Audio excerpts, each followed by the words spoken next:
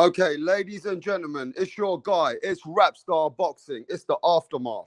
24 hours after the fight, we're going to talk with special guests that are coming in the building. So if you're not in, you're not locked on, you're not going to hear it. So we do have special guests coming through in the Rapstar Boxing world. So, yo, big shout out to everyone. Yo, Naz, MOB, let's cook, rap. Passionate Puncher, what is next for AJ, rap? We're going to touch on that. Yo, Jed Cole, we've got some special guests over here, and I want to give a shout out to Australia, the man like Outlaw Boxing Club. He has his own boxing club in Australia. He trains all the fighters. He's got a lot of fighters in his stable with his dad, Jed Cole, Outlaw Boxing Club in the building. A very good boxing man from Australia. But before we get going anymore, we got another man across the pond. No one else. Everybody knows him on Rapstar. It's Rick Glazier. How you doing, Rick? How you doing, Rapstar? It's glad to be on the show again. And after yesterday and last night's affairs, fire away. Well, I want to let you know, Rick, before we fire away, because you come to the show, it's only fair that we let some people know across the world how, what you're doing in the business. Everybody knows this. Now, we got people from Australia who own boxing gyms. If they've got fighters, are you the sort of guy they need to contact? Oh, at times depends on who the fighter is. It depends if they'll travel. Depends, what the situation is. But yeah, I do business with people in Australia now. I do business with Tony Tolji and Angela Hyder, and I did business with Danny Green when he fought. So I've got some experience in Australian boxing. No question about that. And how do they approach you? I mean, if there's any My business? email is rick@glazerboxing.com. My website's glazerboxing.com, and all my information's on my website, GLASER boxing BOXING.com. Yeah, we might even get some people from Australia into the panel later, if that's okay with you, Rick. Fine, that's good. Yeah, no yeah. problem. I'll send the link. He's a friend of mine. His name's Jed Cole. He's got his own boxing gym. And he Sure. just put a big shout out for you. He said, salute to the living legend. Thank you. That's John McSmith. Says, salute to the living legend, the man himself, Rick Glazier. Outlaw Boxing Club says, what's up, Rick? Rick, you got some fans with Rapstar, it seems to be. Well, I hope to. I hope everybody doesn't hate me. Well, other channels seem to kind of contradict you. You have a lot of people which don't agree with you. People hate on you. But on this channel, I think you got a lot of people which do like you. Some people disagree with you. But it's all part of boxing, isn't it, Rick? Oh yeah, everybody's got an opinion about everything. It's just the way it is. That's what makes a sport that it is. Different sports like your football over there, our football over here, which is two different types of football. It's sort of cut and dry. There's a league, and you either win or lose. Here is career planning. This guy should fight this guy. This guy shouldn't fight this guy. This guy's ducking this guy. It doesn't happen in your football or our football over here. Or our hockey or our baseball, whatever. Your soccer, whatever sports you guys are playing over there besides the football. So it's just the way it is. It's that's why there's so many opinions in boxing. But I will say this, and I hope you don't mind. It seems like a lot of hateful content, a bit of racism, and a lot of people which are slandering a lot of boxing in the boxing fraternity comes from America more. Yeah, I feel that that's Americans the don't way support they each are. other as No, much they as other don't. countries stand by their fighters. No, they don't. They don't over here. Everybody's out for their own hero, and that just the way it works. It's just the way it is. I'm a big Tyson Fury fan. Everybody gets mad at me, because I'm a Tyson Fury guy, and they're all in the Wilder. So it's just how it works. Yeah, okay, let's get straight to it then, Rick. You watch the fight like the rest of the world. Let's break down the fight and tell us your thoughts of the fight with Anthony Joshua versus Usyk, part 2. Well, there was definitely a Robert Garcia effect because he landed twice as many body punches and threw twice as many body punches as he did the last time when he fought Usyk in the first fight. So the Robert Garcia effect showed up, but that wasn't enough to put him up over the top. I thought it was a close fight. I thought I scored. I had it very close. I had it basically speaking 7 rounds to 5, but I couldn't have seen it any closer than that. I don't agree with Glenn Feldman's score, but I thought 7. I thought it was a close fight. It was very competitive.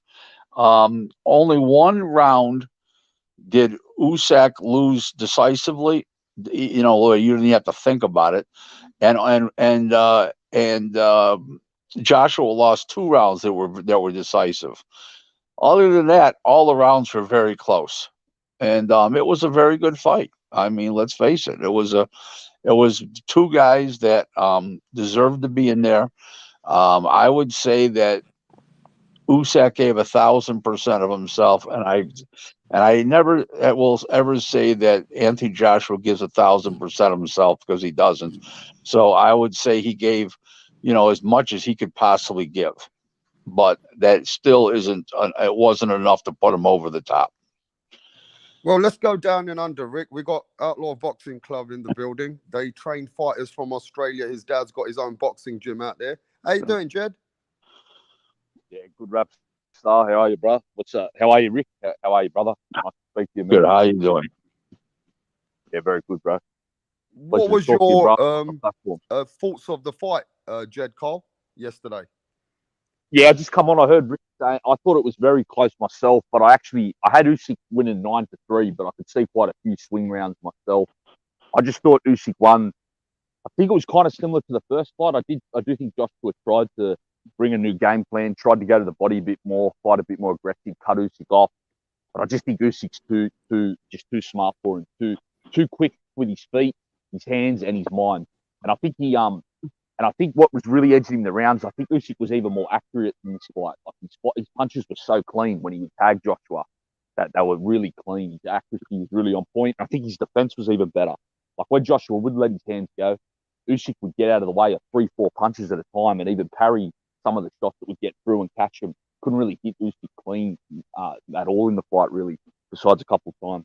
So, yeah, another great performance by Usyk, and like Rick said, a very good fight by both lads, but I just think Usyk's a level or two above Joshua. Now, my thing is this, though. Anthony Joshua showed us that he can adapt, and he also did really well in that fight, like Rick said. Rick said that Anthony Joshua gave 1,000% of himself, and he couldn't have done any more. Is it not how good Joshua can train hard, get the best trainers, the best people around him? He just ain't good enough to beat this guy. If there's a trilogy, Rick, I don't know. I'm going to say this, Rick. If there's a trilogy, can he beat this guy? Well, there probably won't be a trilogy, because once you win 2 out of 3 fights, there's no reason for a third one. It's not like it was, we basically saw a copy of the first fight, except that Joshua wasn't looked like he never looked like he was about to get stopped. Where in the first fight, it looked like a couple of times about to get stopped, and also he threw more body punches this time. But they were both carbon copy. But it's interesting to note that I just think that Usyk has Joshua's number. I think it's a combination of what Judd said. Where was the nimble feet, the agile, nimble feet of for heavyweight, I should say, of Usyk, the left-handed stance, and just outsmarting him every step, most of the rounds. And it's a funny thing. When Joshua lands heavy punches, he looks like he knows how to win.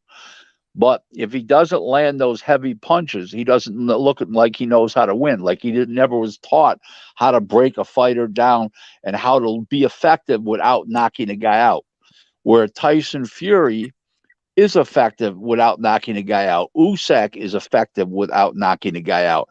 Joshua is not like that. Jed, do you agree with that?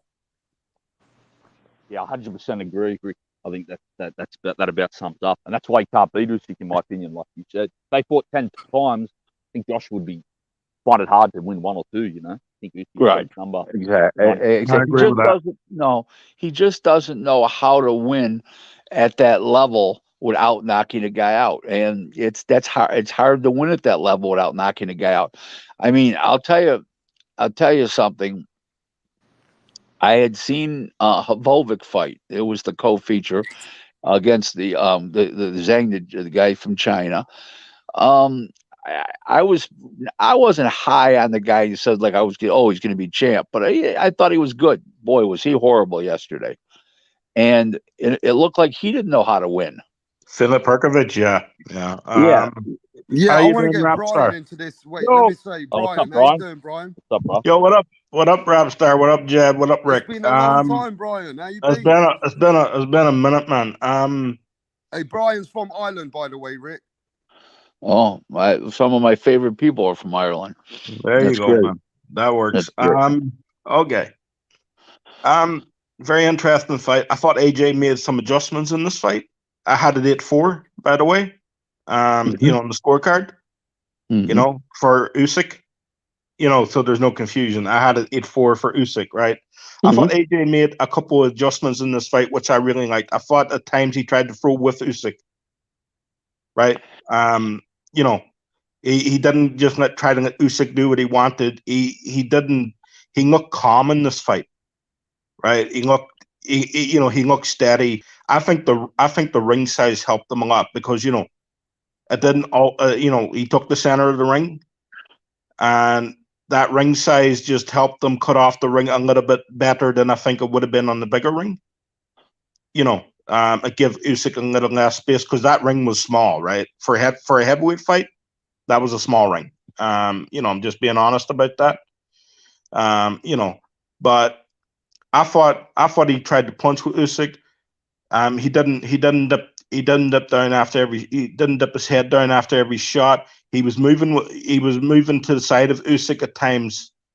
After he threw a shot, which meant Usyk was changing his angle to try to catch up. I thought he made a few adjustments, and especially ripping to the body, right? But what really thing with me, right? Up to the 9th round, right? He had a very steady pace, AJ. From round 8 and then round 9, he let it all go. And after round 9, he gassed. Yeah, exactly. Do you think after round 9 he just gassed? He gassed, right? And Usyk, you could tell he was a little bit gassed. You could tell he was a little bit hurt. But he how can I say this? He was a little bit gassed, he was a little bit hurt, but Usyk just stepped on another level. He was like, you know what, this is a close fight. It's not going to be close by the end of it. I am going for a header letter here. That's what makes him a great champion as well. That's excellent. That's what makes him special. The championship rounds, he said, I'm tired. He's probably sore, but he stepped up like 2 or 3 different levels. And when he did that, the movement of Usyk, right, just the in and out, the constant movement, right, the concentration that AJ had to do to keep up with that. And then when he decided in the last 3 rounds to let his hands go, right, he said these judges are going to have to take it away from me because I will win this fight. Everyone will know I won this fight, but the only way you can beat me is if these judges take it away from me. And that was his mindset in the last 3 rounds, and he just went for it. And that's what Usyk is. He's just, he's brilliant. And for a heavyweight to move like that for 12 rounds, I haven't seen anything like that. It's crazy. He's the best heavyweight of my lifetime. I'm putting that out there now. He's better than Tyson, right? I think, right. The one fight I would love to see him and Lennox Lewis talking about a great showdown, a great fight. I would have loved to see that fight. All right. Well, we'll go there and we'll agree to disagree on that, Brian.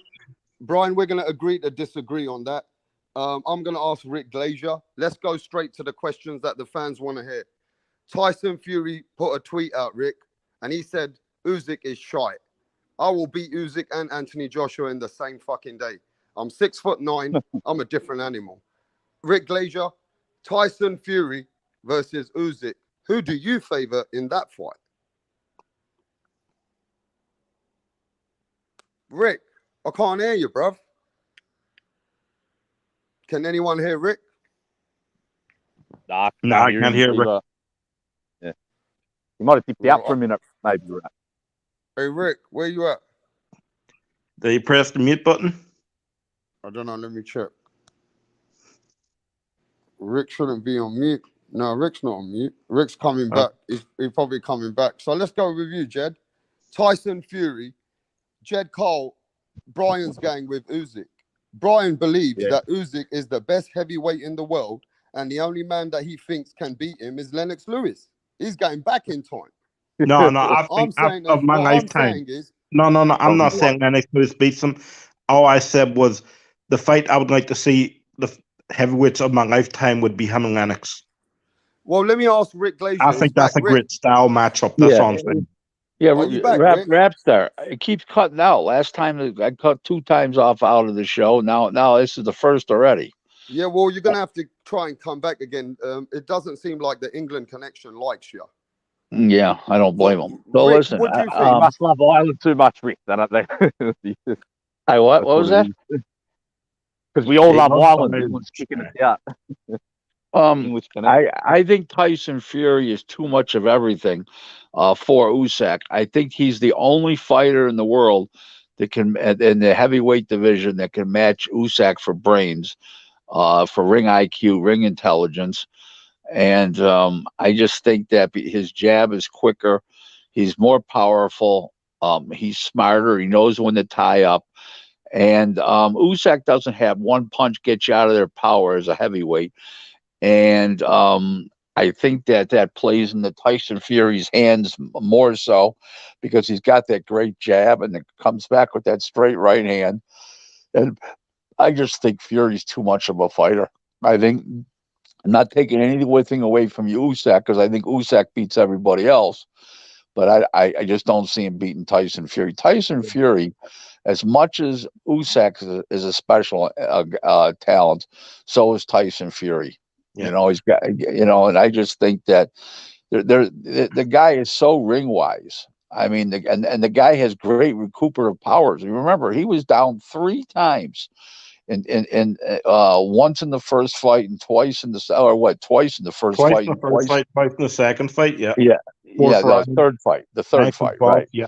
Right. Yeah. So 4 times, and he got up off the canvas like Larry Holmes did with Ernie Shavers, and those are very rare. That's a very rare thing when you get hit with those kind of bombs and you get up. And it's I just think he's a unique guy. I really do. And I also think Usyk's unique. Remember something: these guys aren't just excellent fighters. They have these guys have unique talents. Yeah. You know, Usyk being very nimble on his feet, and being able to, come in from the left, come in from the right, off the very nimble and agile feet. Tyson Fury's huge, and he's very fast for a huge man, which was very unusual. And he knows when to tie up. He knows when to fight. I had said on earlier shows, and people laugh at me for this, but it is sort of funny, but it is true. Tyson Fury was born to be a fighter. If his father wanted to be a genius, his name would be Einstein Fury.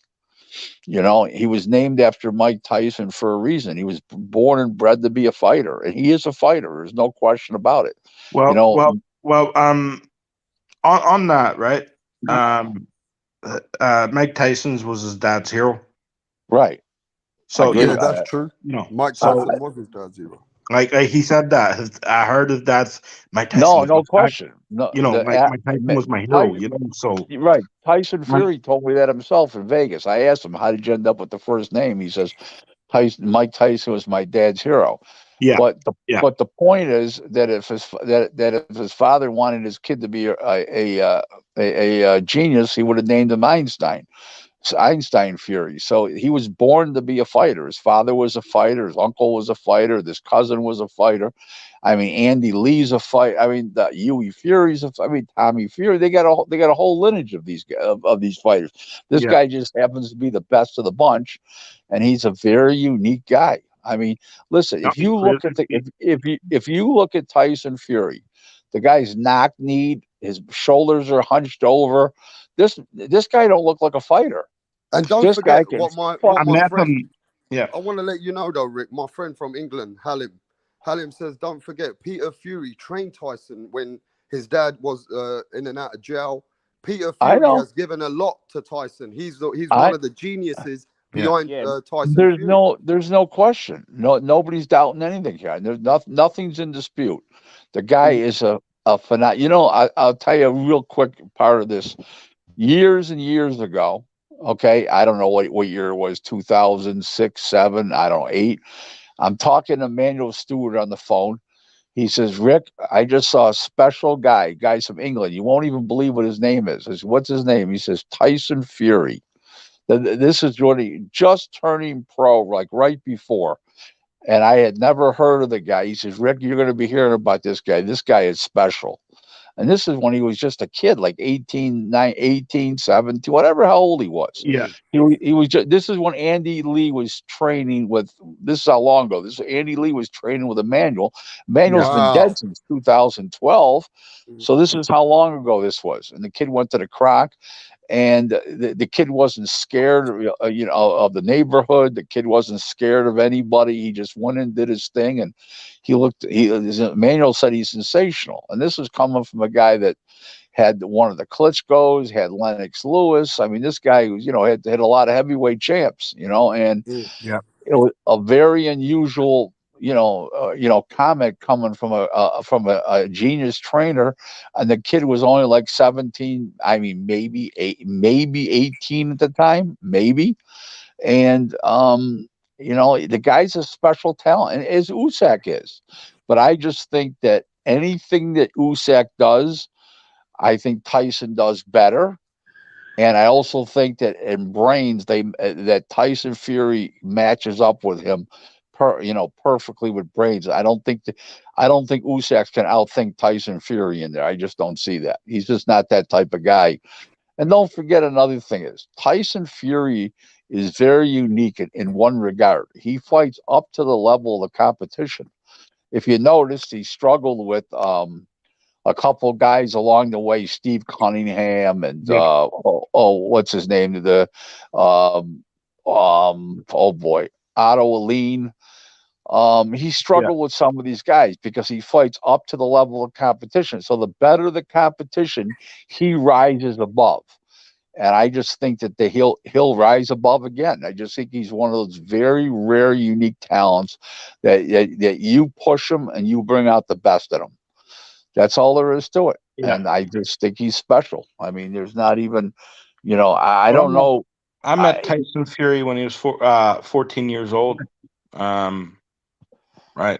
I was in a gym in Manchester, and we went over to Manchester and went over, and we were sparring. We were sparring a bunch of guys. We were sparring in there, and I saw this kid. He must have been about 6'6". I'll say he would have been 15, 14 years old, and he was about 6'5", 6'6" at the time. Right, and he was wailing away at the bag. Right, and somebody told me that guy's 14. That's you know what I mean? Like I was 19, 20 years old at the time, like, and I'm 5'9", I'm a heavyweight, and I'm like, what the fuck? And then next thing you know, I see him sparring. I see this guy. At the time he was lanky, right? He had a little bit of width, but he was tall, like not over, like he was sort of skinny, but like in the middle, just a little bit flabby, Mhm. You know what I mean? Like, not, but I just saw this guy and I saw him spar and I was mesmerized. I was like, this guy's good. Well, I want to say this though. Can I just cut in before we go to Australia and get their It's your opinions? show. Yeah, I just want to cut in for a sec. Yes, it is my show. You're but cutting. Wait, Rapstar, you're cutting your own show. No, you continue. No, I like having, sometimes people's faults, and I like learning from people, and I also like to, sometimes give that respect. So look, today's not free smoke. Today's boxing dialogue, and we got one of the greatest brothers. Sorry, my bad. We got one of the greatest brothers from the other side of the pond. Just sending a message.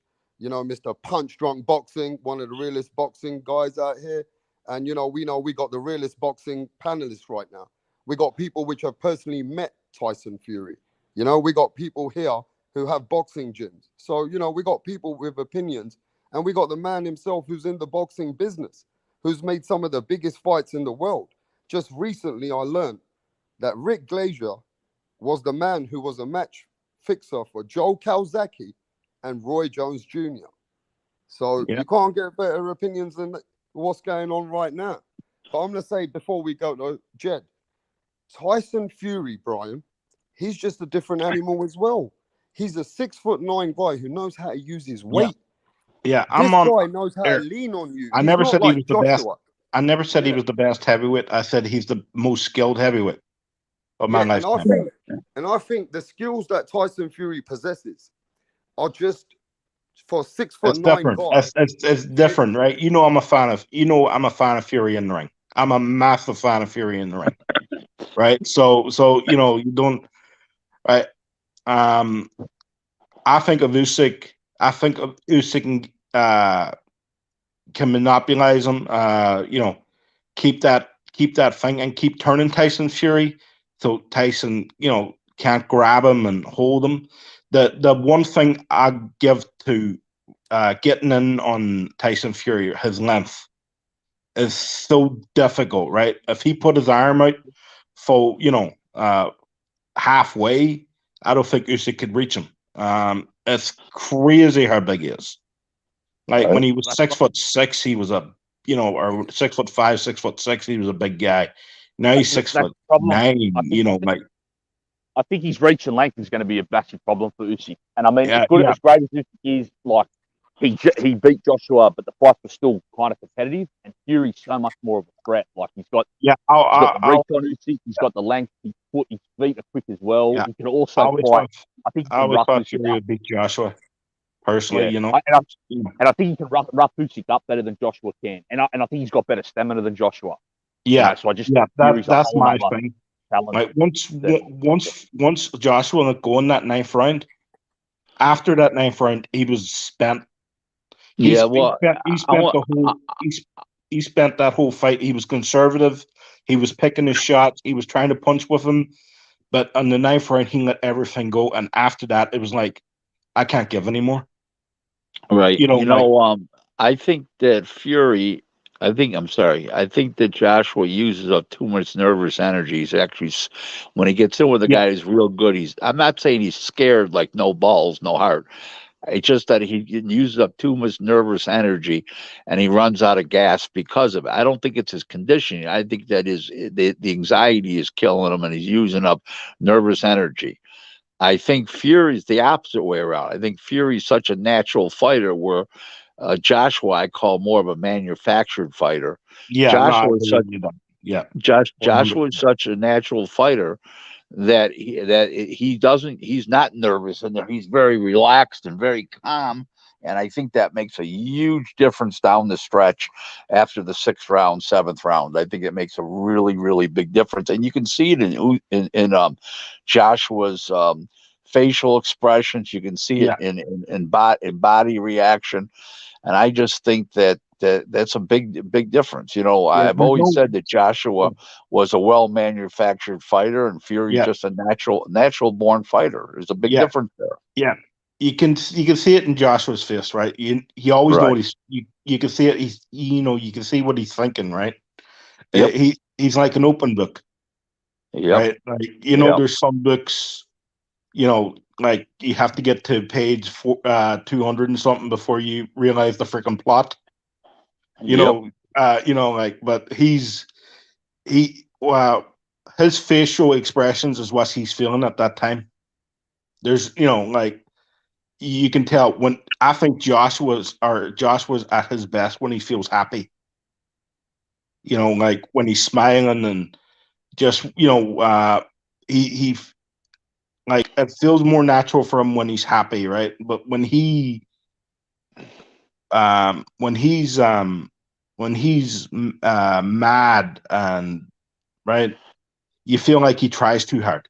That's he tries too hard and he wastes a lot of energy. But yesterday, right, he was so composed up to the 9th round, and then he just let go. And but composed is only for him. In other Yeah, words, that's well, welcome. that's how he is compared to normal. He was composed compared to normal, but Yeah, it's but still not. It's still not. He's not a natural fighter. Yeah, no, and no, like Rick, I'm not saying and like that. Rick, But like Rick was saying, I think one of the most underrated things with a fighter stamina is how relaxed and calm they are in the ring. You know, when yeah, someone feels at home and not nervous, that really can be a big deal with how a fighter gasses out or gets tired. Yeah, When like someone's anxious James and not Tony. comfortable. James Great Tony. point. Tony was, Great. Well, I heard James Tony used to drink fucking Pepsi between rounds. Yeah, I'll tell, James I'll tell, Tony was never in great shape, but he was so relaxed and he cruised through fights. yeah, Yeah, I'll tell you Google. something, right? I'll tell you, Steve Collins told a story about Tony, right? Um, he sent some guy out to McDonald's during a training session. Yeah, And that's the one I heard. he was No. I was involved with the better one. Okay, okay. this is really funny. So Eddie Mustafa was at the top ranked gym. This is back in like 94, 95. You know, it was a long time ago now. So we're at the top ranked gym, and Eddie and James Tony's playing with Eddie. Eddie whips out a gun, a real live gun. Okay, and James jumps under the fucking ring, thought Eddie was serious, and jumps under the ring. So, Eddie says, "You idiot, get up! You get up from under there." He says, "I wasn't using this on you. I'm just playing with you." So, James comes out under the thing, and he goes, "Eddie, why would you do that?" He says, "Have one of your guys go to Boston Market and get some chicken. I'm hungry." Okay, so he goes, "No," he says, "Forget that." He says, "I'll take you to Boston Chicken after." He says, and he says, "Rick," meaning me. So we went to Boston Chicken. Me, Bill Miller, who was training him at the time, who's now passed away. Eddie was staff for me. We're at the what do you call it? And he's thumbing around for money. Eddie pulls out the gun again. He says, "You better find your money because I ain't paying." And he pulls out the gun again. So I mean, it was like oh my god, it was too Was funny. it like a running joke type thing, or Yeah, Yeah, exactly. I get, I But get, Eddie, but James Tony is a natural fighter, yeah, and even though he was never in great shape, because that wasn't James Tony, he just cruised through fights because he was so relaxed. And Tyson Fury, he's just in that relaxed mode, and that carries him through these fights, even though he's a big lumbering guy, big 6'9" guy. Where Joshua, he's just the opposite. He's using up nervous nervous, energy every nervous, Well, step of the way. you see it in And the amateur level all the time. Like you see a kid who's that fit, trains that hard, but he gets into an amateur fight and he's tired within a right, round. because I listen, feel like with Joshua, right? For him to fight that well yesterday, right? For him to fight that well, I think that took all his concentration of to do course, that. Where you're right. Usyk is natural, right? What Usyk does, he does it every fight, right? I think he pulled up the intensity the last 3 rounds, but what he does it in every fight. Well, look, I'm going to What butt in Tyson again. Fury I've come does. back. I think you guys can hear me again. My mic wasn't working. Is it working now? Yeah, we can hear you, brother. Working right. Right. Now, look, everybody's coming to the chat today. We've got to get them to smash this like button. The new people, if you're enjoying what you're hearing, subscribe to the channel. Because what we're going to take it to now is the thumbnail. Rick, I want your views on this. Anthony Joshua walked out the ring. He thought about it. He came back. He had a little meltdown. He threw the belts. He threw the Usyk's belts, which were Usyk's belts. He threw 2 of them on the floor. Then he came back. He took the mic. And then Usyk said to him, "Give me the mic." He said, "No, I'm taking the mic." He lost a bit of his ego came into it. What do you think? People are calling it a meltdown. They said it was bizarre. I'm What going do to tell you think what I about think. Anthony Joshua's I think aftermath? I think he may have been slightly concussed. Just because he didn't get knocked out doesn't mean he wasn't concussed. He took a lot of punishment. And they're like, okay, that will cause a little swelling on the brain without being medically, in other words, where it's not medically, looking for the right word, medically that serious, but that can cause irritation, aggravation. And anything he said or did, I give him a pass on because I understand fighters. I understand the mentality of fighters. I understand the medical conditions that he was in after that fight. And I believe he was slightly concussed. I think his brain might have been slightly swelled, and that will agitate you to no end. And you'll say things that you don't mean, and you'll do things you don't mean. And I will forget about everything he did, because up until last night, he's been a perfect gentleman this whole time, and I think that he may have been slightly concussed. And I think the guys that are on this talking right now on this little panel that handle fighters will recognize that too. Yeah, but do you think he took away the champion's limelight? Because the champion's No, supposed to speak. I don't. No, he didn't. The guy won. Period. It doesn't. They're not taking away. It wasn't a controversial decision where the outcome. I thought that it was close, but I clearly gave 7 rounds to one guy and clearly gave 5 rounds to the other guy. I mean, it wasn't like it was in debate at the end when it was over with, like, oh my God, Jay stole it from Joshua. Joshua won the fight. No, it was clear who won. And the only way that, if that would have happened where it was a controversial thing, then I would say, yeah, that takes some shine. But everybody knows who won. And we all know who won, but he also said, no, I'm going to speak on the mic. I'm going to take the mic. Listen, he's entitled to that. Of course he is. I mean, look, Anthony Joshua has done a lot for the sport, but did his ego... Look, he always said, I'm humble in when I win, and I'm humble in defeat. Yesterday, he went a bit bizarre. Listen, like I said, I think he was slightly concussed. He was acting out of how his regular realm is, how his daily, how his normal decorum and diplomacy is, and I'm going to give him a pass on it. And I normally don't give fighters a pass. I'm pretty harsh on fighters as a general rule, but I'm going to give him a pass. Because I don't know how you guys feel, but I mean, that's why I look at it. Yeah, excellent views there. Excellent views from you, Rick. I mean, at the end of the day, he's a fighter. At the end of the day, the media's bashing him. People are bashing him, but he's done a lot for the sport. And Rick said he's entitled. At the end of the day, Anthony Joshua was entitled because it was his show.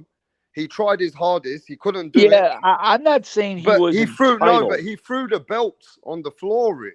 Right. No, I know that, but I like I said, I'm not giving him a pass because of ego or pride. I'm going to give him a pass because he may have been concussed.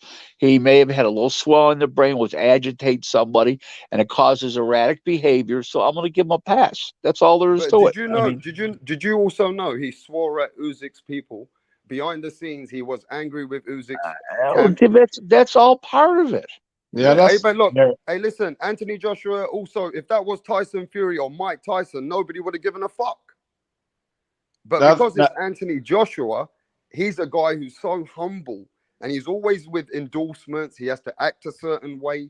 I mean, everybody's giving him a hard time for it. All I know is when I get an email from Hugo Boss that they got his picture staring at me. That's all I know. So he must be doing something right. Yeah. Okay. What do you think about it, Jed Cole? Because I haven't heard from Jed for a while. Yeah, no, I'm kind of in a similar thought to Rick. I mean, it's in the heat of battle. I mean, how can you really judge these fighters too much if they lose it once or twice? I mean, and I don't think there was much harm in it, bro. He was actually trying to give Usyk credit. He just, like Rick was saying, he's probably a bit concussed and his mind was all over it. Just come off a bit weird. Cringy. When you got a little swelling on the brain where it's not that bad, okay, it causes very bad irritation and aggravation, natural aggravation, irritation, and that's probably what happened. Okay, and listen, I'm not trying to be a doctor. I'm just knowing about what I know about the fight game and what happens and stuff like that. When a guy was that far out of context of how he normally is, that's what probably happened.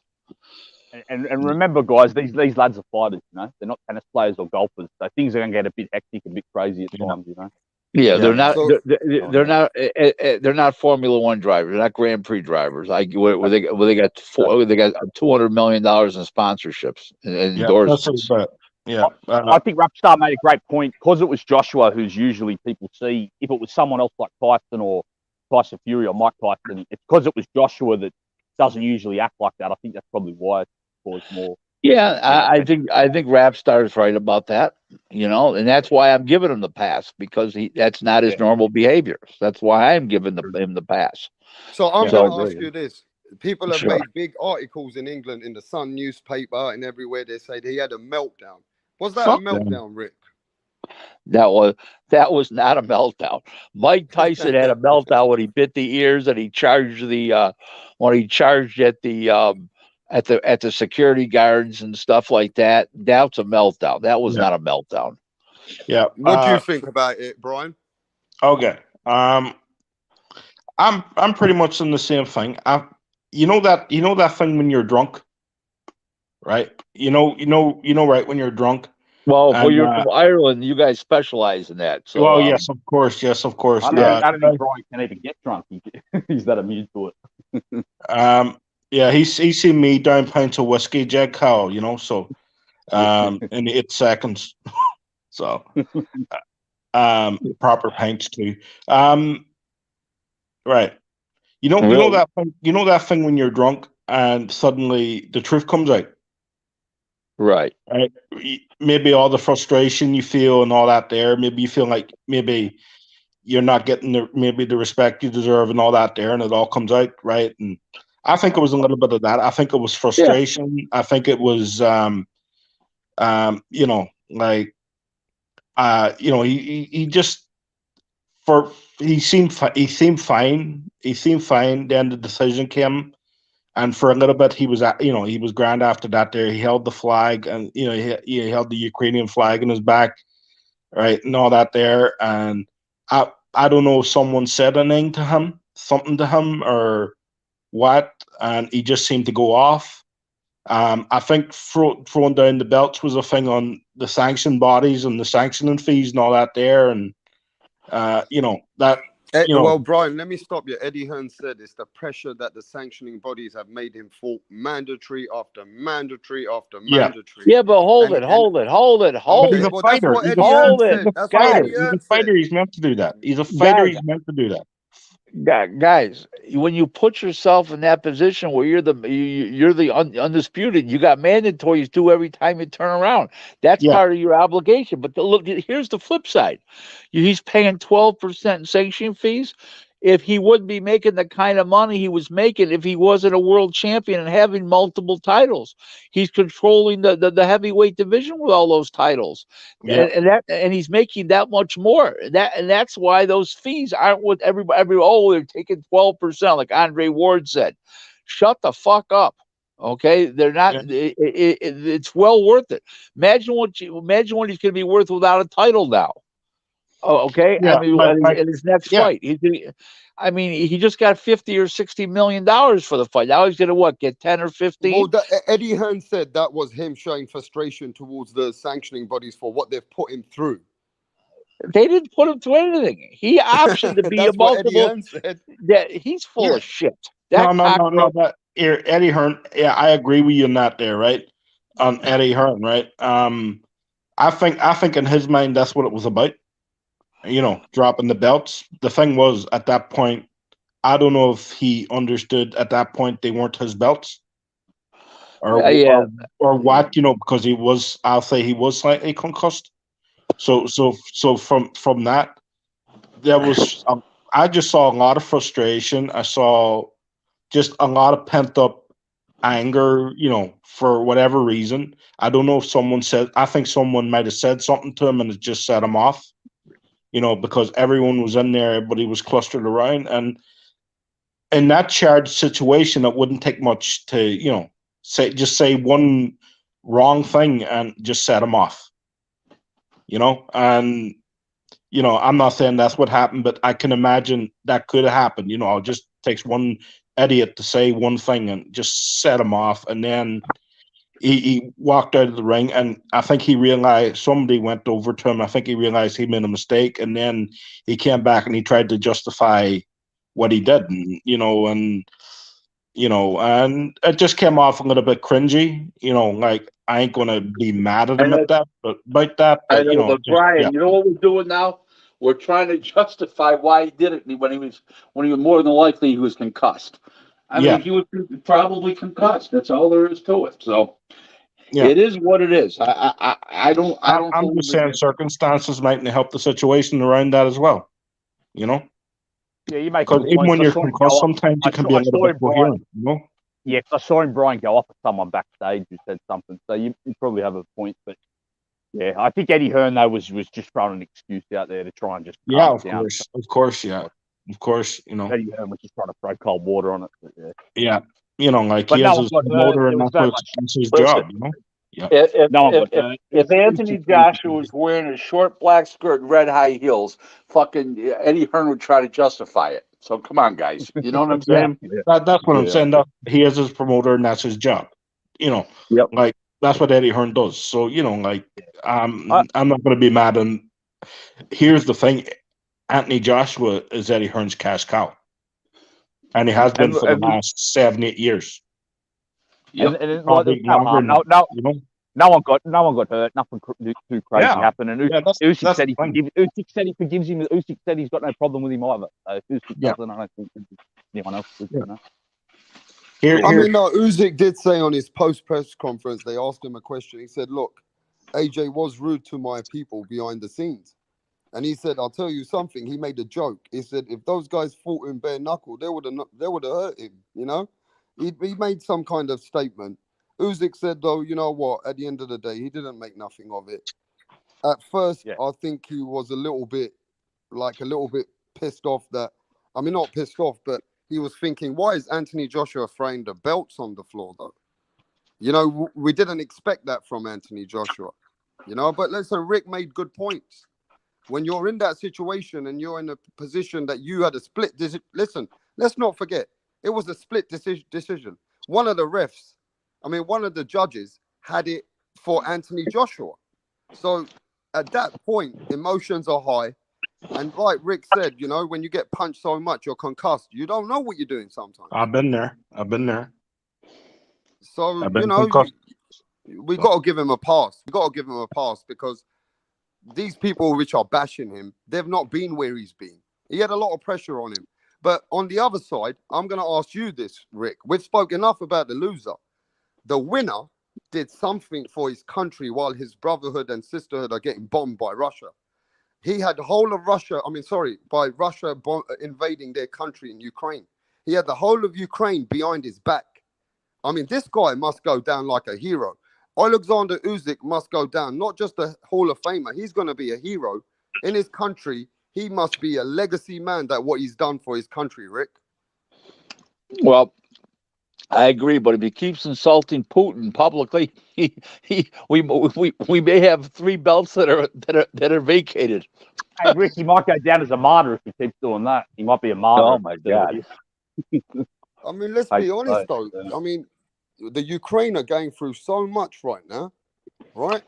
And this guy has given them something. He's going to have statues in that country. I wouldn't be surprised, right, Jed Cole, if one day Usyk might become the president like Manny Pacquiao was for what he's done for his country. At the same time, they're going through a war.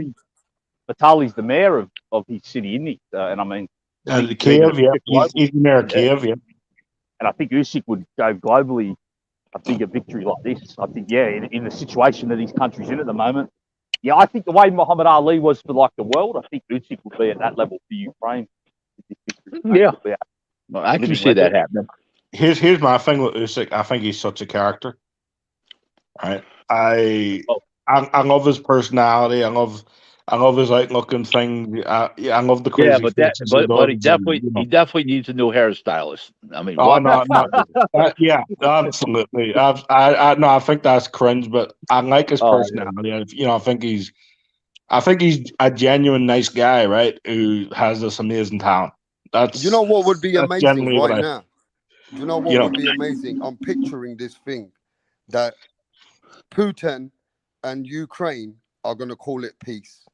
And Alexander Usyk's going to go there with Vitaly Klitschko, just like Muhammad Ali did with some of the leaders. Muhammad Ali represented United States, right? If this man can go and make peace with Putin right now, Rick, and, that will be a big, big, big thing for their countries, what they're going through. Listen, I'm not even going to go there. I'm going to leave politics out of this thing. But I will say that Usyk is definitely a hero for his country, and he should be a hero for a lot of people. He's a great fighter. He's great for the sport, even though he's not huge like Joshua, and he won't be. But that being said, he's still good for the sport. He's a clean champ. He's well respected, and it's nothing wrong with having him as champ. I think Fury and Joshua would have been a lot bigger of a fight if Joshua would have won, but it's still a big fight, and it's a 50-50 fight, money wise, and it's a fight that should happen. My No question reason is why. this then. You think Will Fury Usyk go down as the best ever cruiserweight, Rick, or is it still Evander Holyfield? Oh no, he's the best, definitely the best cruiserweight ever. Yeah, No question about it. I say Because so. I'll tell you the Who's reason the why. best cruiserweight? You're taking I'll tell you the reason why he's a better cruiserweight. Holyfield was in wars as a cruiserweight that he won. Usyk was never in wars. He handled everybody with masterfully. Yep, and also in their back garden. Yeah, that's the thing for me, winning the fights on the road. And I think the cruiserweight division was more deeper. When Holyfield won it was building up. The division was just starting, That was like what... Right. No question that Usyk's a better cruiserweight. There's no comparison, to be honest with you. But I think Usyk's a better cruiserweight, and who's a better fighter? Evander Holyfield. Here's how I answer that question. Usyk is a better cruiserweight. It's to be determined yet if he's the better heavyweight. Yeah. So far, it looking good that he will be, but who knows? But the difference between Holyfield and Usyk is tight-fisted with his money, and he'll retire. He'll retire after one or two losses, where Holyfield went broke several times, so he needed to fight on. So the overall record will be better for Usyk, and I think he'll have a lot less losses. But I also think that I don't think. First of all, I don't think Usyk's going to beat Fury, so I don't think he'll be really a better heavyweight, but I think he'll have a lot less losses at the end. Yeah, but he won't have the list of he won't have the great opponents that I think Holyfield had. That's and that case too. I also think Evander Holyfield in his heyday would have a hard time beating Tyson Fury. Well, 100%. What's name slapped him? Larry Donald slapped him around, and he had was a jab. And Bo slapped him around in 2 out of the 3 of the fights, and he had a good jab. So I would definitely say that's the case. So he's pretty good. Yeah. Here, I'm gonna pop off here, Rapstar. All right, Brian. Nice thanks for having me on. Everyone on the panel. Yeah, guys, Brian. Have a good one, guys. What's happening, T-Pop? Going on, bro? What up, Rapstar? What's good, bro? T-Pop, this is the first time I've had you on the panel, man. How you doing, bro? Good, bro. How are you, man? Yeah, we're doing really well, man. What do you think about this fight that went down yesterday? Yo, I'm good, bro. Want to chop in? What do you think about it? Yeah, what do you think about that fight with Anthony Joshua and Usyk? Hello? He might not be able to hear you, Rapstar. I'm trying to speak to him. Yeah, he doesn't seem to be. I don't think he must not be able to hear it. If you can listen, you can come back in. But Rick, to be honest with you, right, going forward now, and the chat keeps asking me, I want to give a shout out to Halim. I want to give a shout out to Sliding Canter, Stephen 4722. My main brethrens, Hawker Mustang, Con in the building. Big shout out to all of you. But smash the like button. We've got boxing pugilists in the building right now. You guys need to smash that like button right now, bro. We need to get the likes up. Otherwise, there's no point me even having my guest over here. We need you guys to support the channel. But anyway, we're here now. Of course, And smash the what's like. next? Smash the like. What is Smash next? the like. Like Khabib. Smash it. Like Khabib. Yes, sir. So what is next, Rick, for Anthony Joshua in order for him to move forward?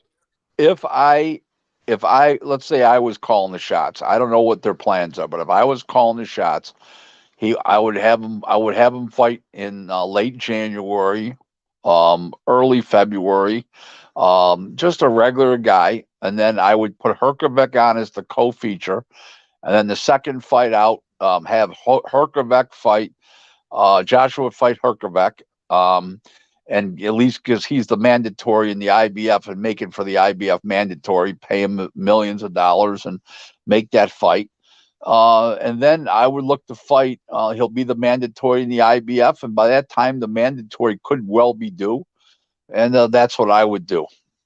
That's what I would do. I would have him fight in January, and then again in like April, like late January, early February, and then again in April. And then have him fight Herkovec. Put Herkovec on as the co-feature. They both win. They fight each other. That would be a great idea.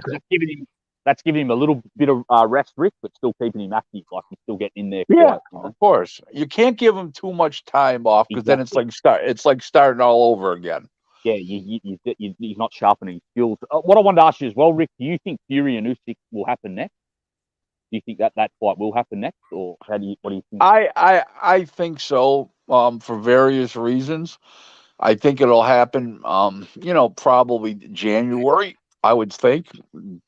I can't see it happening before January. I mean, we're already in the late August, and it takes it takes 2 months to negotiate a fight of that ilk.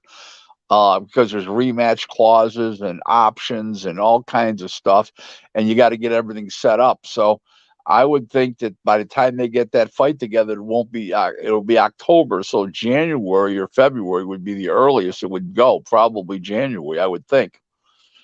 Now, don't forget now that it also makes the negotiations more difficult because if there's a lot of rumors about Usyk not being with Eddie Hearn anymore, that was his last fight. But let's just say he's still with Eddie. So Eddie's with the Zone, and the other guy and Tyson Fury's with ESPN here, and he's with BT Sports in the UK. So now you've got 3 TV provider, 3 TV and streaming distribution outlets. So now you got an issue of who gets what and who shot Jack and everything else. So we have to see, we definitely have to see but it's going to take at least 2 months to negotiate a fight of this, maybe 3 months to negotiate this fight. I mean, listen, they still haven't gotten Spence and Crawford together, and we know that's one network on Showtime. They still ain't got that together. Imagine Bud. Yo, call me when it's done, right? What? Yeah, that's done. So I think it's going to take a while. So I think January would be the earliest, I would think. I've been hearing report. Will Fury still have the WBC belt? I've been hearing like stories about that Wilder might be fighting for that or something. What is there any truth to that, or what's going on with that situation? What was that? I couldn't hear you. Sorry, Rick, the WBC belt. I've been hearing like things about Wilder might fight for that against Delaney. No, it's all bullshit. They gave Tyson. That was all him Don't trying to step get. on Rick. Don't step on him. What? What'd you say, bro? That basically is Tyson Fury keeping his name out there leading up to the big fight that he wasn't involved with. Let's face it. He's not giving up any WBC belt. He's going to fight Usyk. It's going to be undisputed. There's no reason. And that's why Mauricio Suleiman, the president of WBC, said, let's give him a couple weeks to make up his mind and let me know formally. Here, the Ring Magazine took the title and gave it to the fight the other night. I mean, they jumped the gun completely, but they're known for that. the ring with their title. So it's he won't give up the Hey, Rick, WBC title. Yes. where Yes. did you grow up? What? What? What do you say? What'd you I don't say, know. King I Pop? said, This like, where's I where can't you listen to from, that. Rick? Where you from? Where did you grow up? New York. No, me too. I'm from BK, Sunset Park. But where did you come from? Williamsville. Okay. That's good to hear, Rick. Though, so yeah, it's going to be for Undisputed. I was just getting a bit paranoid, with the them reports. Nah, that's not happening. Listen, That's good to hear, brother. That's good to listen. hear, my brother. Mauricio Sulaiman loves Fury. Thinks he's great for the sport, which he is. He's a real people person. I mean, you don't even know, guys. I was around him back in 2019 at the Schwartz fight, and he was absolutely hilarious. He was laying on the floor. You know how long he is. He had his arms spread out this is at the weigh-in, and heavyweights don't matter what it weighs, so you just get on the scale. It's all natural. He's laying on the floor, and this big, heavy-set woman had to walk around him. And she walked away, and he says, if she walks around me two more times, she'll lose a pound. That's funny. So, I mean, the guy, then he starts, nobody even asks him to start singing. He just grabs the microphone at the weigh-in, and he starts singing that American Pie, as I call Yeah, it, he the does. Tyson Fury version of American Pie. I mean, then he's talking to a reporter, and the reporter's got the the tape recorder going, the little recorder, and Tyson Fury puts his arm around him. He says to the reporter, nobody can see us, they can only hear me, right? He said, okay. Then he puts his arm around him. Oh my God. The guy is just hilarious. I mean, the guy is the guy's got so much charisma. He's funny. I mean, there's nothing wrong with this guy. No, as far as the public thing, you got to love the guy. I mean, he took the microphone. He's got Bob Arum, the fucking 90-year-old Bob Arum, and fucking Frank Warren is singing American Pie. I mean, come on now. This is who else could do this? You know what I'm Bob saying? Arum looked awkward. Bob Arum looked awkward as fuck when he was doing that as well. But Oh my God, it was too funny, wasn't it? And Frank Warren too. Yeah, he looked awkward as well. Oh man, Tyson Fury, the best thing ever in my life. I've never seen what Tyson Fury did to the Wild fans. The way that Tyson Fury that's the came gift to that keeps on America. giving, Rapstar. That's the gift that keeps on giving. That breakdown he provided the fan. How about fan base. how about the crazy LDBCers were saying that what's his name had an autopsy on his head. And they said, "You idiot!" I said, "An autopsy when somebody's dead, you putz." That's funny, man. He had an autopsy on his head. Yeah. Oh my God! Then they're saying that the gloves were tampered with. He had brass knuckles, and oh my God, all the crazy shit. They said he fought with his glove half on with brass knuckles in the. This is what happens. Nobody realizes this.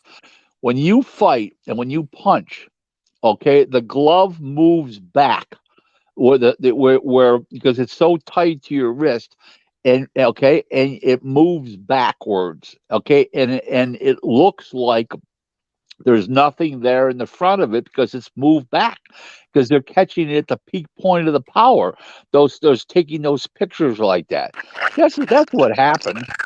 But they don't know these things because they've never had gloves on themselves. They've never been in a boxing gym. No. Another thing is the referee, the boxing commissioner holds the gloves.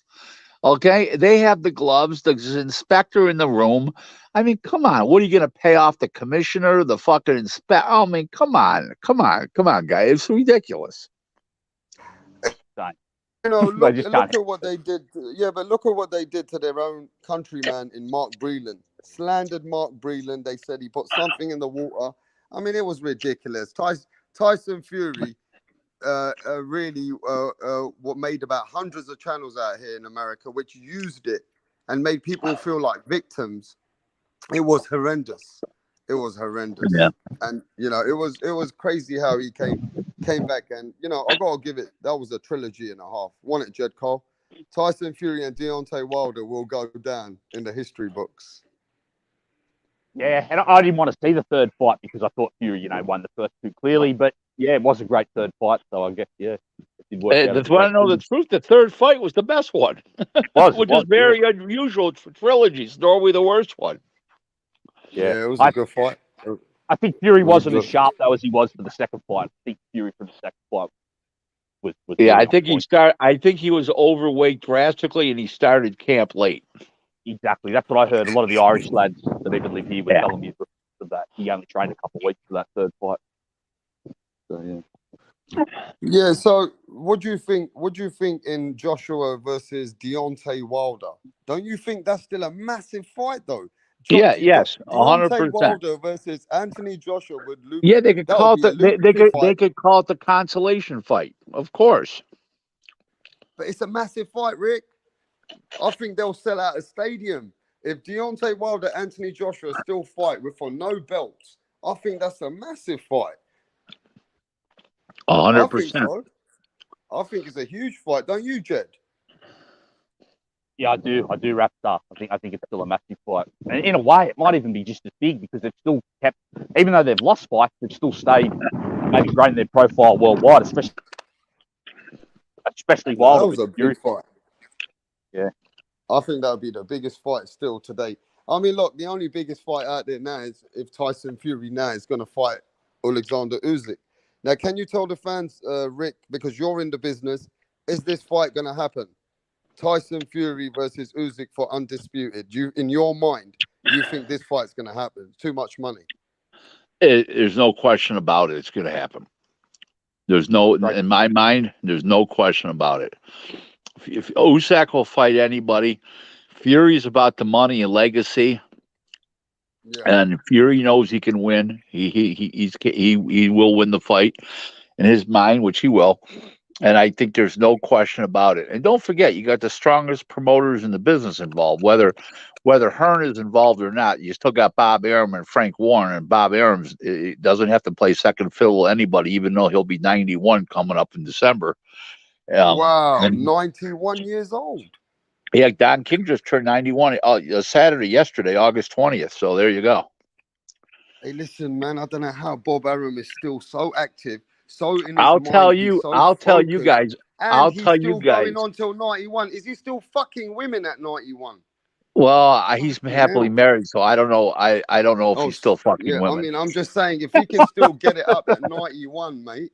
Oh my God! But I will tell you guys. I will tell you guys a funny story that you guys will really like. Okay, so when Devin Haney went over to fight Gambosis, Devin Haney wanted Arum's presence there because he had signed with Arum. So he didn't want to get robbed. So Arum says, "Don't worry, I'm coming over." And they said, "Well, you're 90 years old." He says, "Don't worry about me. I'm coming over." So he brought over the two of his top guys, the COO of the company and the director of boxing operations. The COO is Brad Jacobs, and the director of boxing operations is Carl Moretti. So they went over there, and one of them, I don't know who it was, complained that they were tired. He says, "Fuck you! I'm 90 and I'm not tired. Why would you guys be tired?" So in the meantime, he flew all the way to Australia for Devin Haney. That's the kind of guy Bob is. Let me tell you one thing. Bob gets a lot of criticism from fans on social media, especially African American boxing enthusiasts. Yes, but Bob's a real guy. He says if he tells you he's going to do something, he does it. And in the meantime, where was he? He was in Australia for Devin Haney, sitting ringside. That is Bob Arum. So you have a really good relationship because the fans don't know. Subscribers don't know. I have a good relationship. Rick Glazier, can I just let them know? Rick Glazier actually works with Bob Arum. No. I do business with Top Rank, but over the years, I interact with Bob, but not really on that level. No, but I do business with Top Rank, and have over the years. But the truth of the matter is, he's a real guy. I mean, just the way it is. I'm going to tell you a story that happened to me years ago with Bob. Okay. So I was getting audited by the IRS over here, and they were telling Top Rank, they were sending out letters to these business people I do business with, that do you owe this man any money right now? All this bullshit, all this government bullshit, phony bullshit. And so the chief financial officer at the time, he's not there anymore. He held my money back. I don't know, it was like $3,000 they owed me or something like that. So a real close friend of mine who's also close with Bob, he's now deceased, Mike Akery, called up Aram and told him what the guy was doing. Bob went fucking crazy. He calls me up on the cell phone. Glazer, your fucking check's in the mail overnight. I don't give a fuck what anybody says. IRS, CIA, FBI, you earned your money. You're getting it. So the penalty for that is that he would have to pay, Aram would have to pay, it was like 3,000, not a lot of money to Aram. Anyways, to make a long story short, he told the fucking guy, "Do you fucking idiot? So what if we got to pay the 3,000? Who gives a fuck? Glazer earned that money. You pay him. Fuck you." This is a guy. So I'm gonna say this though, Rick. The fans know Bob Aram as the Bob Father on YouTube. They call him the Bob Father because in the history of Bob Aram, anybody who's tried to cross him has not had a very good time. And what we've realized with Bob Aram, you can downplay him at that moment, but if you really look at it, it doesn't go well for you. No. And down the road, Bob Aram knows how to close people's doors. But the only people which were successful away from Bob Aram were two fighters, which was called Floyd Money Mayweather and Oscar De La Hoya, because of their stardom was so big anyway. Right, yeah. But remember something. There's a misconception. Floyd didn't leave Bob. Floyd bought his contract out for $750,000 at the time. Remember, Floyd was only on the way up at the time. He wasn't a mega star. Okay, he had just beaten Arturo Gatti. I think this was like 2004. He didn't become a star until after he beat Oscar 2 years later. Yeah. So he didn't leave Bob. He bought himself out of the contract is what happened. Okay, and as far as De La Hoya goes, the contract was up, and it was over, and he wanted to start his own company, and he was so big he could do that. So that's the story there. But Bob Aram's not the kind of person to cross, they say. No, Bob's a very fair guy. Very, very, very fair guy. Okay. I mean, I'll tell you a quick story about Bob going back to the Marvelous Marvin Hagler Sugar Ray Leonard fight.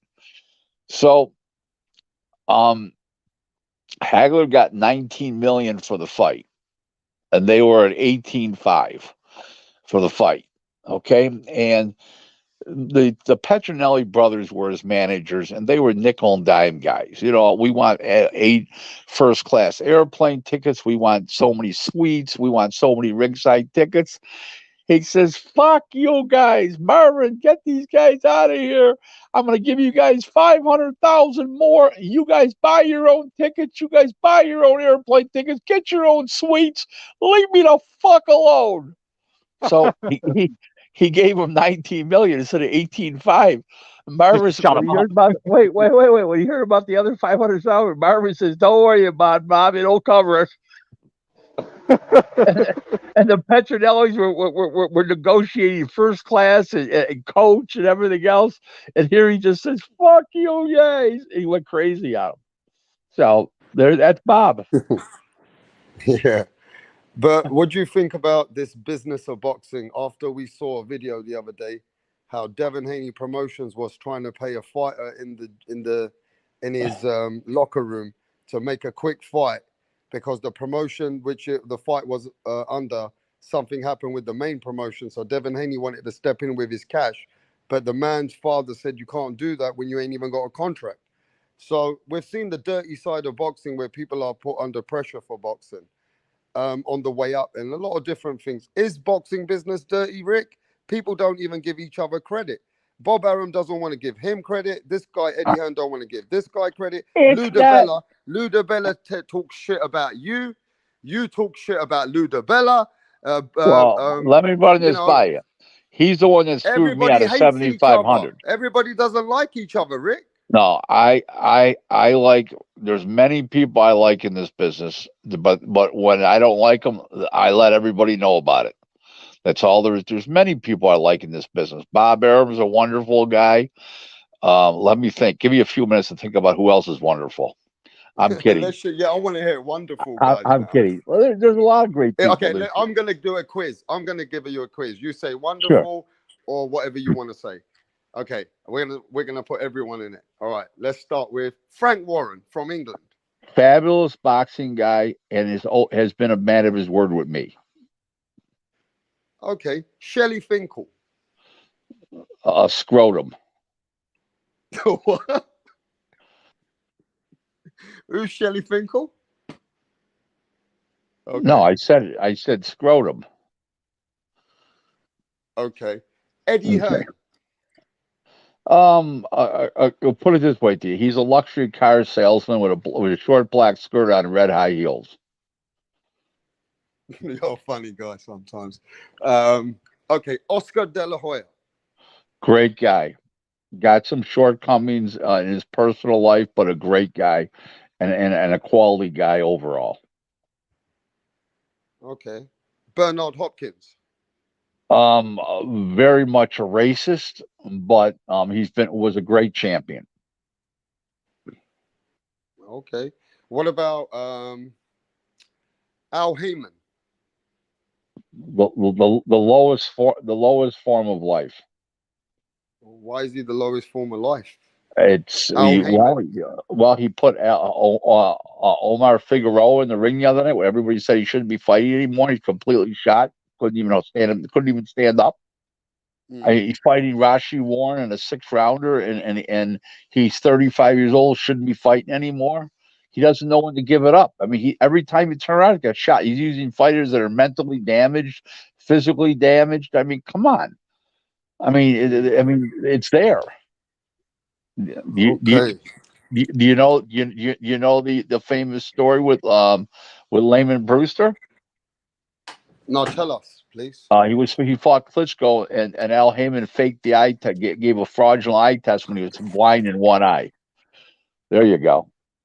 And Al Heyman's a crooked man, is what you're saying. I'm not going to say he's crooked, but the record speaks for itself. Okay, Lou DiBella. Scum sucking pig. Holy shit. Okay, Lou DiBella's not in the good books of Rick for sure. Wow. Well, how would you feel if he fought? Rap star.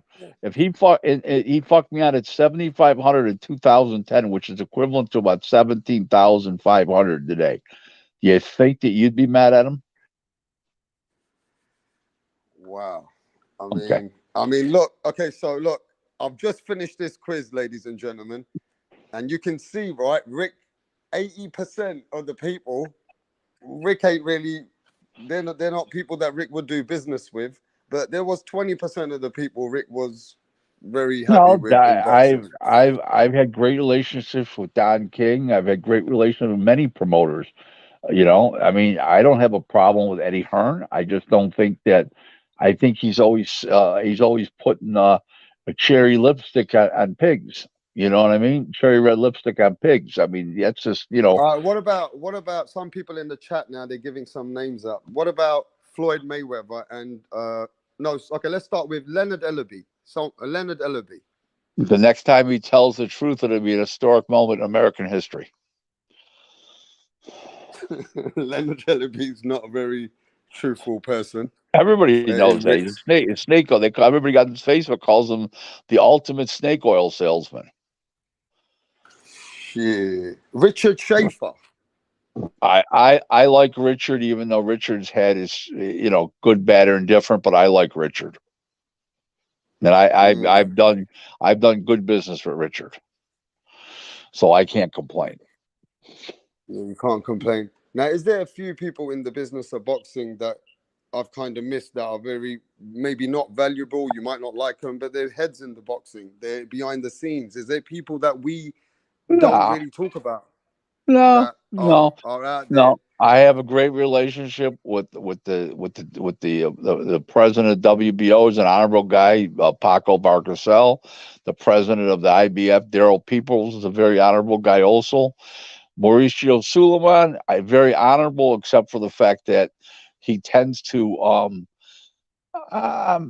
I would say, I wouldn't say star fucks, but he tends to gravitate towards the promoters with the biggest stars, and bends over backwards. So But he's a good businessman otherwise, because he gets yeah, all the he's a good fighters who guy. really want to Yeah, fight the he's a biggest good guy. fights on his No, sanctioning body. he's a very good guy, and he's a good businessman, and he's very likable. Yeah, he's one of our guests on the show. He gives us a lot of support. I've met him a couple of Yeah, times. no, he's a good. You He's know, a very he's a very great. good guy. He's a man of his word, though. From what Yep, I've seen, yep, you yep. know. But 100%, yeah, for sure. 100%. So let me ask you this then, Rick. What do you think about the future now with the platforms all still trying to be on an application? We still got many different platforms out there for boxing.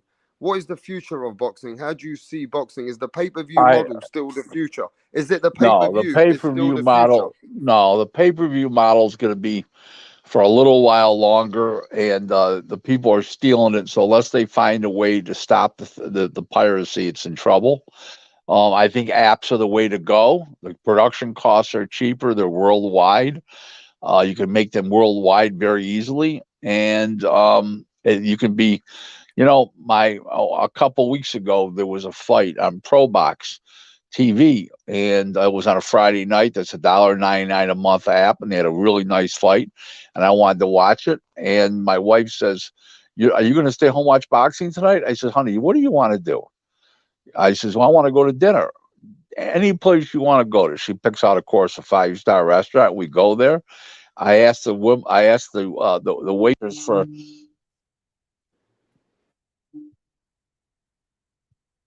Hello. Yeah, I can hear you. Oh, yeah. I asked the waitress for a big glass of water and a napkin. So I put the glass of water there. I put the napkin against the over the top of the water. I leaned my cell phone against it, turn on the fights. I says, "Honey," I says, "welcome to ProBoxTV.com. We're at a 5-star restaurant having dinner." So I watched the fights out of one eye and talked to my wife. Looked at my wife while talking to her out of the other eye. See, and that's the advantage of an app compared to a TV. Yeah. So what do you think about now the fighters of today, Look right? at what this guy says here. Rick is real. Called my idol B-Hop a racist. See, I am. I am real. But B-Hop is a racist. Tell us what you really think, Rick. Very nice. Thank you. Why is he a racist? Why was B Hop a Oh, he racist? said it. He said it. I'll never lose to a white boy. And he called me. He called Yeah, me. but Oh, Devin Haney said the same thing. I didn't say. Devin Wait, Haney, hold Devin it, Haney said, Rapstar. yeah, We weren't talking about Devin Haney, were we? I didn't say Devin Haney wasn't a racist. Let's not confuse issues here. You asked me about Bernard Hopkins. yeah, but I think some people they like you said they're a legend for that. You know, he was a legend in the sport. They just like, huh? All of a sudden he's a racist. No, he You can know, be a legend and a racist. That doesn't mean he's no, not. yeah, That yeah. I'm doesn't not mean saying he that. can't be a racist, but You know, when you a, say no white man can a beat me. woman can be a hoe, but would be a great hoe, So right? Devin Haney said the same thing. Is he a racist? Yeah, Mm. yeah. Okay. Period. Not even a Okay. question. Now the Arab flew to Australia and he came back with the belt. Maybe Arab's not a race. Maybe maybe he's not a racist anymore. Who knows? But what do you think about this now? There's a lot of people in the boxing media now. They say that the undisputed kid, Devin Haney, is the most boringest fighter at the moment in boxing. Now they say that Devin Haney is a guy that don't bring excitement. He's always jabbing and hugging and, and always trying to get his tag. They call him tag. Have you ever played tag before? They said he's not like Mayweather. He's not like Sugar Ray Leonard. He just about wins fights by just about tagging you and just about getting away with these things. People said he's boring as fuck. What do you think about these statements that the fans of today said that he ain't an exciting fighter? What do you think of these statements? I don't know anybody that says to me on a Wednesday, when Devin fight week of a Devin Haney fight, I can't wait to Devin Haney fight Saturday night. I'm so excited. I've never heard anybody say that. I've heard them say that about plenty of other fighters, so I tend to agree that he's very boring. What do you think, Jed Cole? Is this the state? You know, this is what the fans say. He's boring as fuck. What do you think about this? Well, yeah, I was only 100 meters from the ring from that Cambosis fight. Oh, Yeah, you were there, were you? You were there? Yeah, but let's just say, yeah, I don't even think I watched the full 12 rounds. I think I fucking started looking at other you know? Yeah, so there you go. Hey, Jed. Hey, Bob, you know what Bob Arum yeah. said? Bob Arum Jed, said he nearly fell asleep. Yeah, Rick? What's his name? Tony Toljan and Angelo, they're clients of mine. Angelo Hyder, Tony, they've been clients of mine since 2008. I supply them with the sparring partners for the two Maloney brothers. Oh, yeah. I remember Angelo Hyder. He had Denny Green and that. He did work with Denny Green. Yeah, well, yeah, I did. I supplied all the sparring partners from Danny Green from 2008 up. So yeah. What was the Tony? What Tony did you say, Rick? I'm sorry, what was that? Tony, you said you worked with Tony as well? Yeah, Tony and Angelo. I supply him with sparring partners for the two Maloneys, and I used to supply Angelo with the sparring partners for Danny Green. Okay, yeah. So I thought you was a fella here, Tony Delvicchio. I thought you wanted to. No, listen, Danny will forever be my hero. He's a great guy. When I had cancer, was on my deathbed, I wasn't even supposed to live. The guy sent me $5,000 out of the kindness of his heart. You know, I was written off. I was on my deathbed for 65 days. I took chemo for 32 months total. And Danny sent me $5,000. This is like back in 2017, I think, maybe 16. I don't remember when exactly but I found I had cancer October 3rd of 2016. I was released on April 3rd of 2019. That's how long I had it. I mean, crazy. But you telling me that? Yeah, my opinion of Danny's definitely gone up. Like, you know. Oh, Danny's a and he was calling me and texting me, see how I was doing, and you know, like he was like my long lost best friend. He was just a great guy. I mean, you know, I did a lot of good things for those guys. Don't get me wrong, but they also paid me for every time I did them. He didn't owe me anything, and he just did it out of the kindness of his heart. He's a great guy.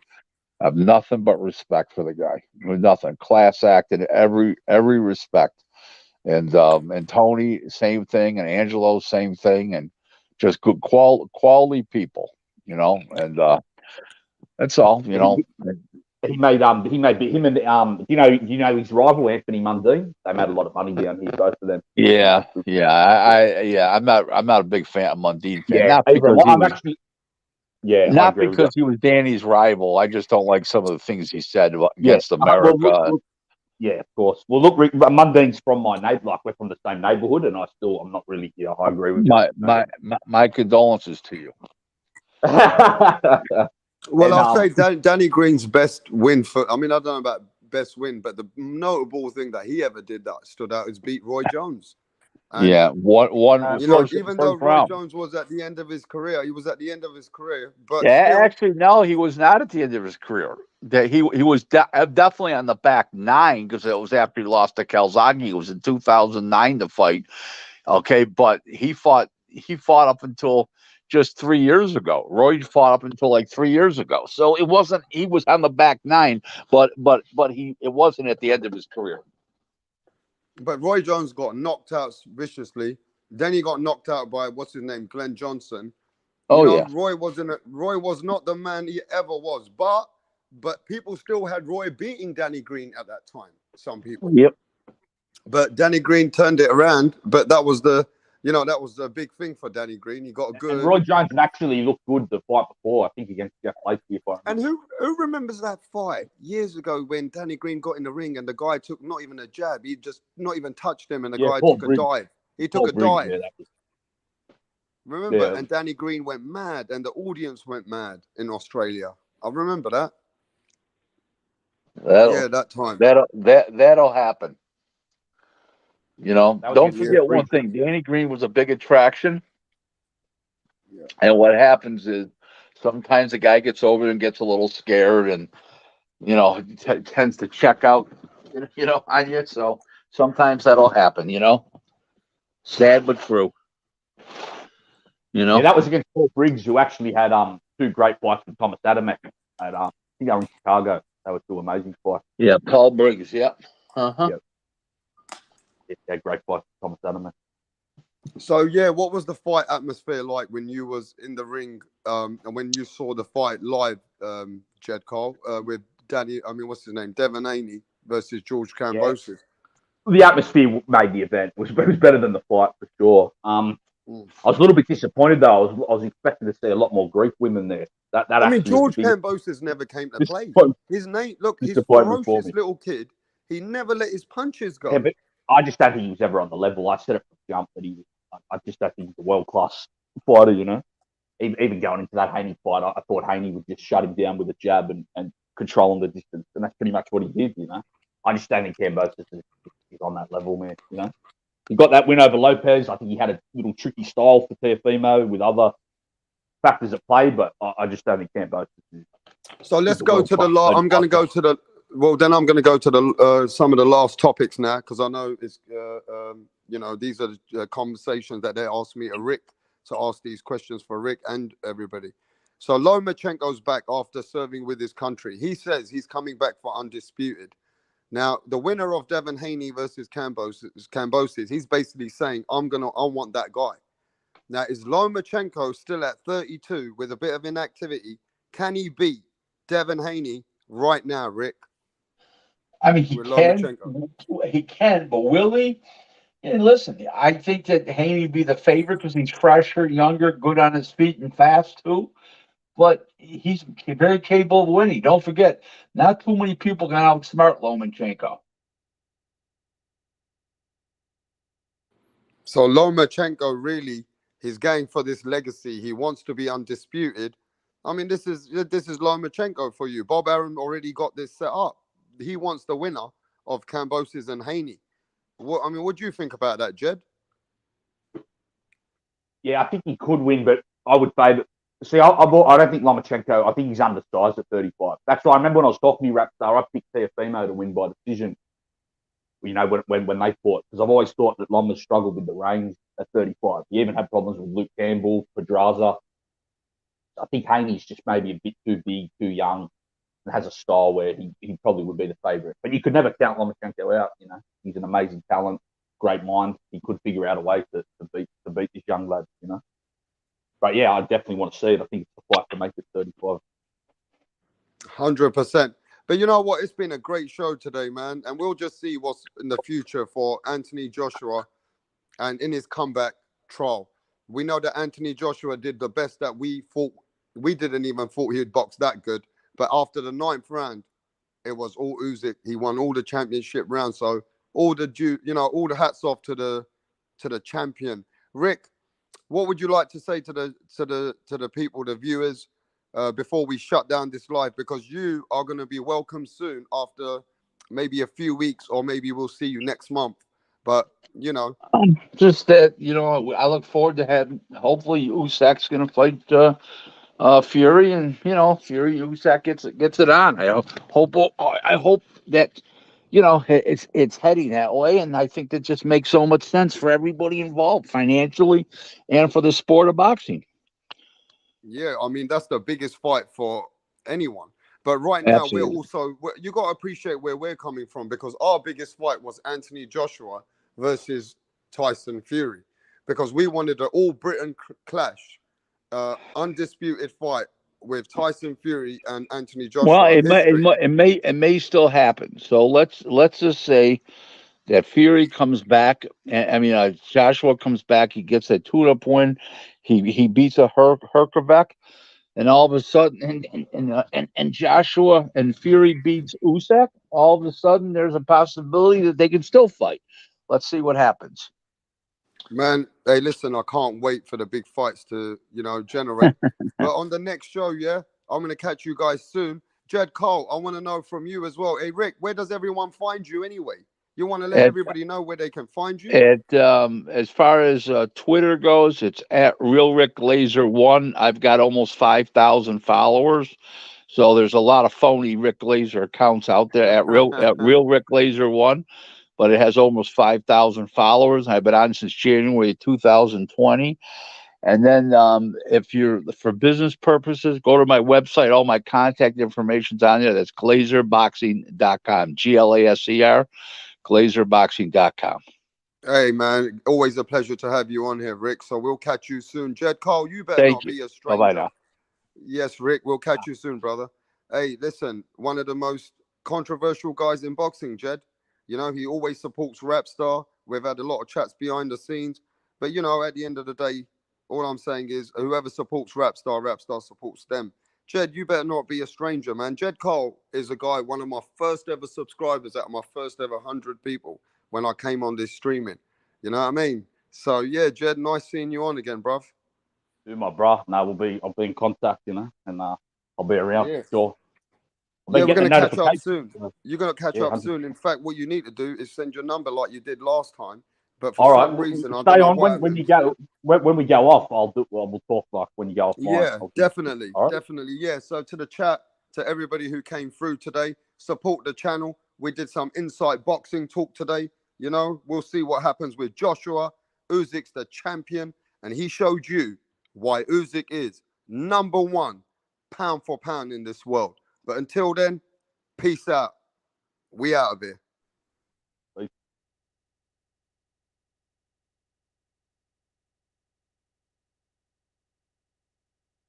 Yeah, Jed, can you hear me? Yeah, I think it says we're still live though. Well, if we are, then I've got to end it.